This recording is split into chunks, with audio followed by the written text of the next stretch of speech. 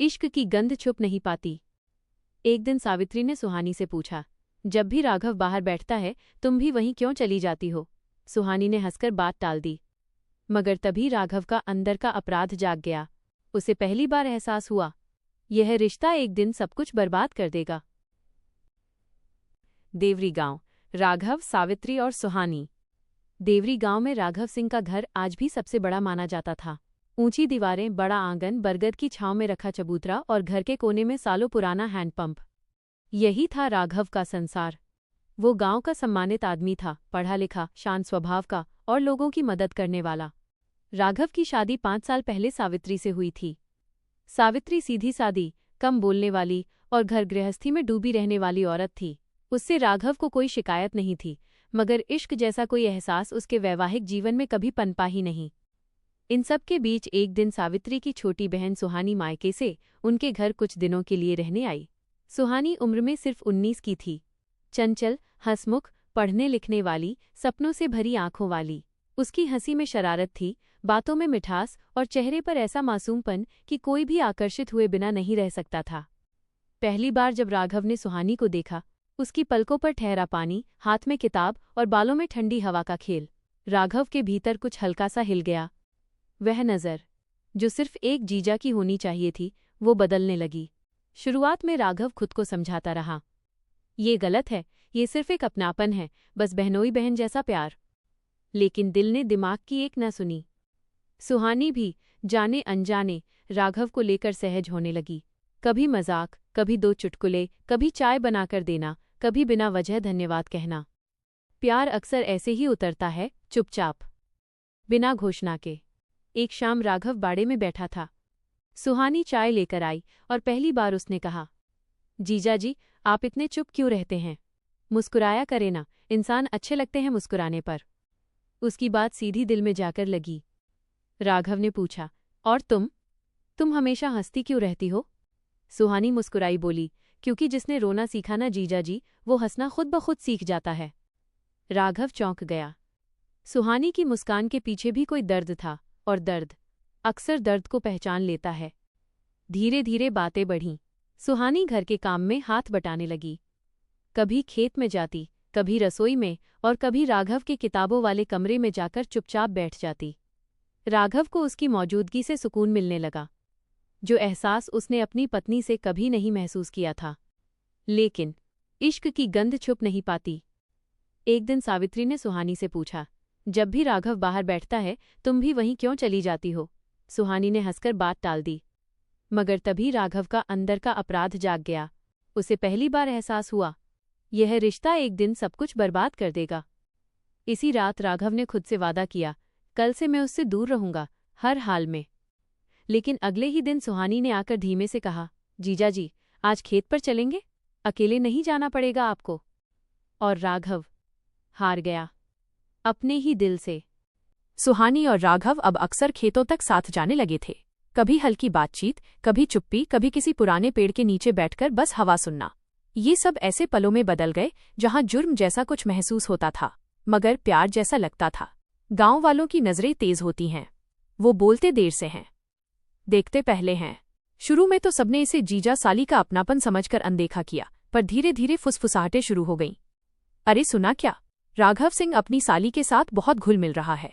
बहन से शादी की और दिल साली पर आ गया। ये तो मान सम्मान की बातें हैं। ऐसे रिश्तों में आग लग जाए तो घर उजड़ते देर नहीं लगती। खबरें हवा की तरह फैलती गईं। सावित्री तक भी एक दिन किसी औरत ने तंज मारकर बात पहुंचा दी। हे सावित्री, तेरी बहन तो खूब रच बस गई है तेरे घर में। जीजा साली में बहुत बनती है, सुना है। सावित्री के दिल में कांटा चुभा। उस रात उसने पहली बार राघव से पूछा, गांव में लोग बातें कर रहे हैं सुहानी के बारे में, तुम्हारे बारे में कुछ है क्या? राघव ने अपनी पत्नी की आंखों में देखा। वो औरत थी, लेकिन उस वक्त वो एक सवाल बन गई थी। राघव चुप रहा, क्योंकि झूठ बोलने की हिम्मत नहीं थी और सच कहने का हक नहीं था।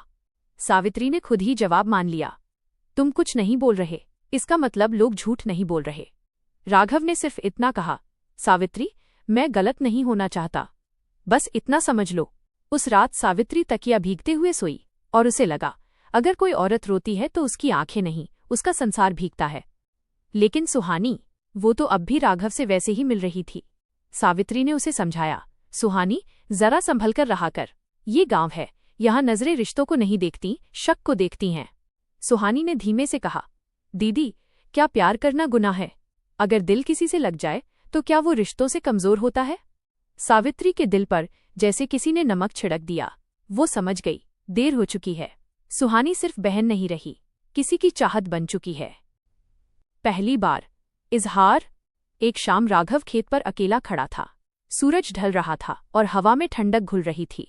वहीं सुहानी आई, चुपचाप, बिना आवाज। उसका चेहरा अजीब सी उदासी से भरा था। उसने पूछा, आप मुझे देखते क्यों नहीं अब? बात क्यों कम कर दी? क्या आपको डर लगता है? राघव ने देखा, वो पहली बार साली नहीं, एक औरत बनकर सवाल कर रही थी। राघव ने धीरे से कहा, डर नहीं, शर्म आती है। एक ऐसा रिश्ता चाहा है जिसे दुनिया कभी माफ नहीं करेगी। सुहानी ने पास आकर कहा, दुनिया माफ करे या नहीं, दिल तो कर चुका है आपको। मैं आपको चाहती हूं राघव जी। ये वो पल था जिसने राघव की सारी सीमाएं ढहा दीं। उसने सुहानी का हाथ थाम लिया और पहली बार कहा, सुहानी, अगर प्यार गुनाह है तो मैं मरते दम तक ये गुनाह करूंगा। इस एक वाक्य ने इश्क को पक्का कर दिया और बर्बादी को पास बुला लिया। समाज एक दिन की बात नहीं भूलता। कुछ दिनों बाद मामला और गहरा गया। गांव वालों ने राघव को ताना मारना शुरू कर दिया। अरे राघव, साली को ही घर वाली बना लेता, 2 खर्चे बच जाते। क्या खूब जमता है जोड़ा, बस शादी ही बाकी है। बहन रसोई में, बहन पति खेत में। वाह रे प्यार। राघव ने 1-2 बार विरोध किया, मगर गांव की जुबान तलवार होती है और तलवारें चोट छोड़ती हैं। आखिर उसने सुहानी को समझाने की कोशिश की, अब इससे पहले कि हालात बिगड़ें, तुम्हें यहां से जाना ही होगा। सुहानी की आंखें भर आईं, तो प्यार सिर्फ साथ हंसने का नाम है, रोने के वक्त कोई और साथ देगा? राघव चुप। उस दिन पहली बार उसे लगा, प्यार जितना खूबसूरत होता है उतना ही खतरनाक भी। सावित्री का टूटना। सावित्री ने दोनों की बदली नजरें, बदली बातें, बदली खामोशियां सब महसूस कर लिया था। वो रोई नहीं।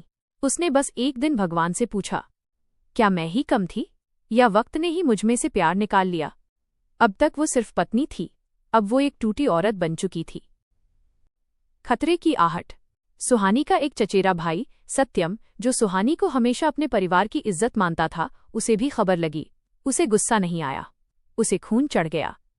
उसने कहा, जिस आदमी ने मेरी बहन जैसा रिश्ता तोड़ा, उसे जीने का हक नहीं। और ये वही जगह थी जहां कहानी इश्क से खिसककर जुर्म पर आ गई। सुहानी ने जिस दिन राघव का हाथ थमा था, उसी दिन किसी ने उसकी मौत